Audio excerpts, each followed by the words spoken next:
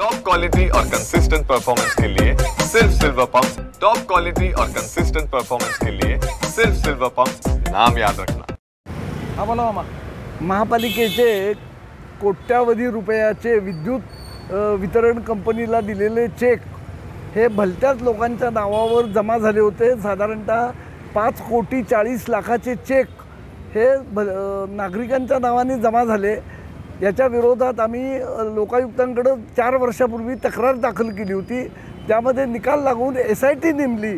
त्या SITला 1.5 वर्ष झाली, पण आज तागायत SITचं कामकाज पूर्णपणे बंद आहे। पोलीस खात्याचं म्हणणं असं आहे की महापालिका आम्हाला सहकार्य करत नाही आणि त्यामुळं यामध्ये महापालिकेचे माजी आयुक्त, उपायुक्त असे अनेक अधिकारी अडकल्यामुळं ही चौकशी गुंडाळण्याचा मोठा डाव आहे।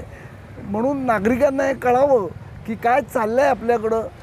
पण दुर्दैवानं सांगलीचे नागरिकही तसेच असल्यामुळं हे प्रकरण दडपलं जाईल त्याच्या विरोधात म्हणून आता आम्ही या ठिकाणी 1 दिवसाचं लाक्षणिक उपोषण चालू केलेलं आहे।